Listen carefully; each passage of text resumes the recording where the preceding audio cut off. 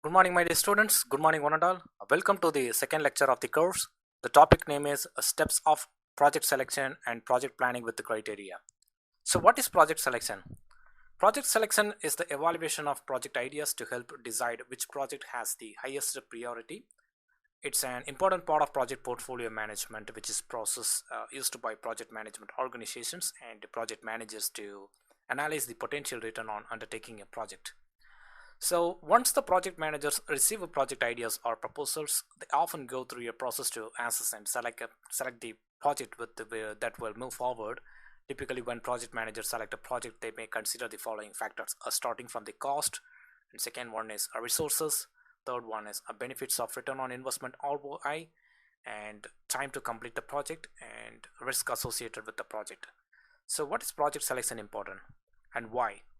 Project selection is important because companies want to make sure projects they invest in are safe and will yield benefits and good returns. The process of project selection can analyze new opportunities and help justify the decisions for making needed monetary investments. And companies may have several project opportunities to invest in, but because they can't invest in all projects, they are often selective. So, how to select a project? Here are some steps you can just take to select a project method. Starting from the number one is make sure the project fits the company strategy. Discuss with all stakeholders whether a project you are considering fits into a company's overall business strategy. You can work together to identify where a project may meet a single organizational goal or multiple goals and whether they are short-term or long-term goals. And second one is understanding your company environment. It's important to be you are aware of your organizational environment and understand your companies thoroughly. So just consider asking yourself the following questions. Number one is, what are the company's key business drivers? What are the company's strengths and weaknesses? And does the company have limited resources? If the company has resource limitations, and where is it lacking? And third step will be on consider and analyze historical data. When you perform your analysis, consider previous experiences and refer to past information of historical data as much as possible. And regardless of the outcome of a prior project, and there are environmental and organizational factors that likely influence that outcome, and find out whether there are changes to those factors and discuss them with company executives or project stakeholders. And fourth one is decide who will be the project champion. It's important to ensure a project has a designed champion or owner to make sure the project stays on track mode and proceeds smoothly and efficiently to completion mode. The project champion is often a high level employee or executive with an interest in the project and excellent communication skill to work with everyone involved with the project. So, what about the project selection methods? There are several methods you can use to help you decide which project to select. These include starting from the cost benefit analysis. Before you take on a new project, and you can perform a cost benefit analysis to assess all the potential cost and income that your organization might generate from the project. The result of the analysis may uncover whether the project is workable or if the company should consider another project. And second one is payback period. Another method you can use is the playback period, and where you determine the time to recover the cost of an investment. For example, if your project you will spend $3 million to execute a project and expect it will generate revenue at the rate of $30,000 per year, your payback period would be 10 years. So next one is important topic. What is about the discounted cash flow? Or discounted cash flow, DCF, the short code. That analysis allows you to estimate the money your company would receive from an investment or project, and adjusted for the time value of the money. And the time value of money presumes that a dollar today is worth more than a dollar tomorrow because you have invested it. For instance, with a 5% of annual interest rate, $1 in a savings account will be worth $2.12 after a year. Likewise, if you delay a $1 payment for a year, its present value is 95 cents, as you can't transfer it to your savings account to earn interest. So in order to perform a DCF analysis, it's important for a company to starting from the make estimates about future cash flows, make estimates about the ending value of the project, and determine an appropriate discount rate for the DCF model. So next one is opportunity cost. Opportunity cost refer to alternative benefit the company may realize when choosing one alternative over another. Putting opportunity cost into considerations allows you to weigh the benefits from the alternative courses of action and not just the current choice or path being considered in the cost benefit analysis. By factoring in all options and the potential missed opportunities, a company's cost benefit analysis is more in depth and allows for better decision making. And what about the ranking method? Ranking is a simple approach that ranks the projects on a scale according to their importance. The benefit of the ranking method is it's a quick approach that enables cities to just identify the top priorities. It works effectively when there are limited criteria to access, and it's easy to evaluate the factors involved. So just before you assign ranking, it's important to ask yourself questions such as number one is, what's the rate of return for this project? What are the qualitative and quantitative benefits to the stakeholders? How do efficiencies improve if the company executes the project? Does the company have the capability and capacity to execute the project? Okay, the next one is we need to discuss about the scoring model. The scoring model works when there are several selection criteria to consider and the projects being compared are very different. And instead of choosing one or two criteria, the scoring model considers one to two groups of factors such as risk, return on investment, ROI, benefits and strategic alignment. So the beside assigning a rating to each criteria, you give weight to each group. For example, the risk may have a factor of 0.75, various benefits may have 1.5. You then just compute the weighted score to arrive at the final project score. The next one is analytic hierarchy process. The analytic hierarchy process, AHP, we can say that it combines subjective elements with mathematical models to give a more holistic approach than other methods. Because the AHP method works with several selection criteria by pitting every two criteria against each other, which decreases the likelihood of biases and errors. After this apples to apples types of comparison, and you can just normalize the values and compute the weighted score. The AHP is a strong reliance and quantitative strategies is it's a strength, and as it convert an abstract problem into numbers and gives transparency to the reason behind your decision.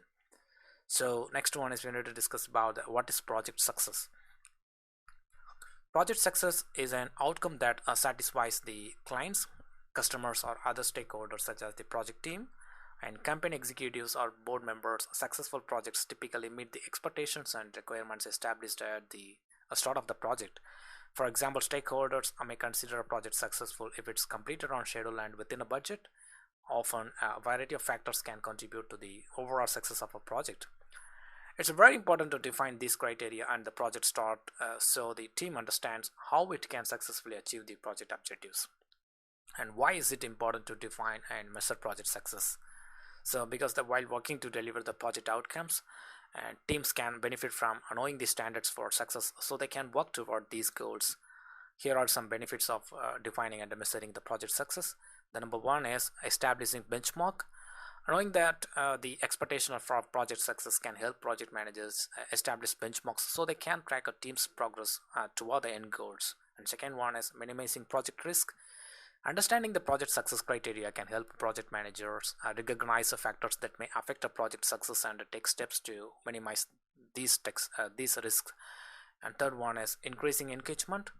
Defining and measuring project success can help create engagement between the project team and other stakeholders such as the clients. And fourth one is creating transparency. Setting criteria for project success can help create transparency among stakeholders by making sure everyone understands the expectation for the project outcomes. And next one is improving future projects. Taking time to define and measure project success can help to improve process for future projects by identifying what well during a project and areas for improvement. Okay, what are the project success criteria examples? We can say that the project success criteria are measurable factors that determine the project success. And these criteria establish the standards that stakeholders can use to evaluate the project and decide whether it meets the unexpected outcomes. Here are 7 common types the project success criteria, starting from the cost, because this factor measures the total cost of the project against the expected budget that stakeholders establish at the beginning of the project. It considers how effectively a project manager uses the budget to deliver the project outcomes. And while working on a project, managers can ensure they are meeting the success criterion by continually evaluating the cost of staffing, resources, and other expenses to make sure they are staying within the expected budget. If any parts of the project cost are more than expected, project managers can document those increases to show stakeholders how they effectively managed the budget. And second one is a timeline. Another important factor is in the success of many projects in the timeline.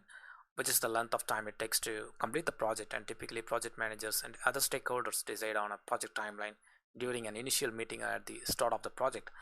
If a project team produces the deliverables within the timeline, stakeholders often consider the project to be successful. The timeline is important because it can contribute to many of the success factors, including the overall project budget and resource availability. And third one is scope. Project scope defines the goal, objectives, and deliverables of a project. Typically, the project manager works with stakeholders to determine the project requirements and establish the scope. At the end of the project, stakeholders usually evaluate the outcomes to determine whether they meet the project scope. If so, this factor can be a good measurement of success because it shows the stakeholders that a project manager successfully led the team to deliver outcomes that meet or exceed the project requirements. So, satisfying the scope criterion for success means the team accomplished the project objectives. And fourth one is deliverables. This factor of success measures the quality of the finished product or outcome. There can be many ways to determine the quality of deliverables. For example, the success of a new mobile applications may depend on whether customers find it very easy to use the product features. And project managers can ensure they are meeting the expectations for deliverables by reviewing quality during each project phase. And by doing this, project managers can perform quality assurance testing to make any adjustments to the deliverables before moving on to the next phase, which can also improve efficiency in production processes. Fifth one is a resource capacity.